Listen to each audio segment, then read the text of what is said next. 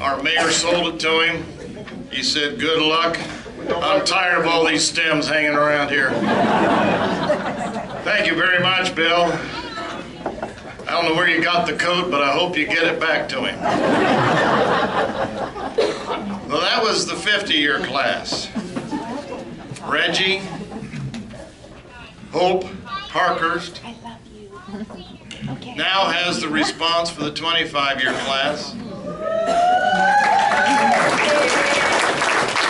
We're looking forward to your 20-minute speech. Here she is. Thank you, Reggie.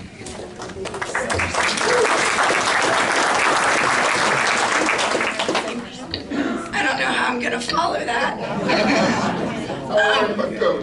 I apologize in advance for my voice, but I'm going to try to get through this. If I can't, I'm going to wait down a friend, and somebody else from the class of 90 is going to come down and help. In the fall of '77, the class of 90 entered kindergarten. We most likely showed up in garanimals and pigtails. I quickly learned that feathered hair from here to here, jeans and t-shirts was a much cooler look. During elementary, we lived for gym days and skating parties, where we skated to Billy Squire, REO Speedwagon, and Cool in the Game. We settled disputes on the playground, and occasionally in people's yards while walking home. In 6th grade, we went to Camp Kern for 3 days and 2 nights, without parents and without cell phones, and everyone lived. At 6th grade citywide field day, we competed, and we kept score. And we were Gophers and Cougars, Bees, Bears, and Braves, and we were proud of it. In the summer, we played ball. Everybody played ball. We played in the MCYBSA. There were no travel teams.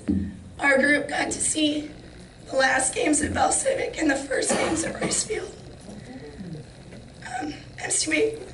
MCYBSA was competitive, maybe even a little cutthroat, and rumor has it that some of the teams were stacked, but I wouldn't know anything about that. What I do know is that some of the best memories we have are of that ballpark.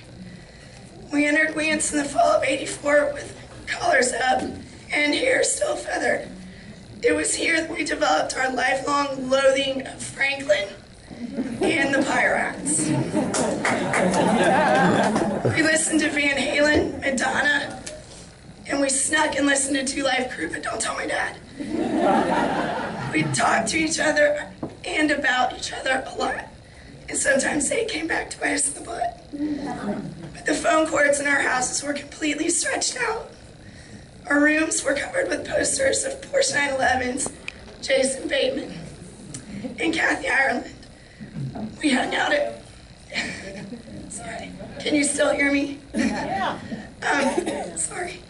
We hung out at sporting events and roller rolled and bus stop. We danced with Mr. Smith at our school dances, listened to Mr. Spiegel's stories of Foltz marches. We wondered, how long was Mr. Kelly's hair? And we lived in fear of the green sheet, which meant a date with Mr. Wood and his paddle. By the time we entered MHS in the fall of 1987, we were headed toward the giant hair, both girls and boys, peg jeans and Eastlands that came to define our high school years. We traded our Calvins for Guess, sprayed everything with our favorite perfume or cologne, and used enough hairspray to cause concern at the homecoming bonfire. We wore our boyfriends' leather jackets and exchanged class rings. It was during our freshman year that the first Air Jordans were released. We drove whenever our parents provided, although we really secretly wanted the IROC. We piled as many kids into our cars as we could. I could get 6 in my diesel Chevette. And we would drive to Betty Lane, Crybaby Bridge, and Witch's Tower, where our dissected anatomy cats hung and caused quite a stir, but you didn't hear that from me. No. We listened to Madonna, Tone Loc, Depeche Mode, Metallica, Bon Jovi, and the Beastie Boys. We read the Blue and White religiously and wondered whose car would be the next to be the Clunker of the Month.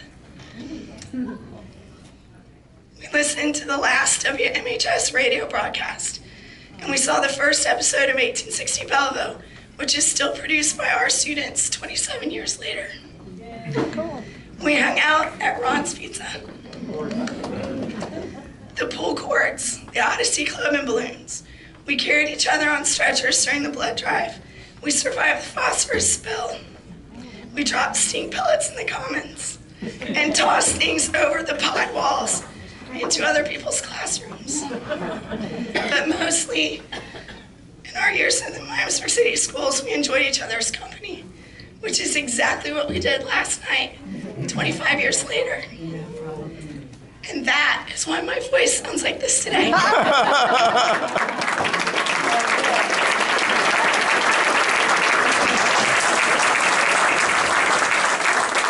Real quick, I just wanted to thank my girls, because these are my kids here, my girls basketball players, and we never have to ask twice for help. They're wonderful. Thank you.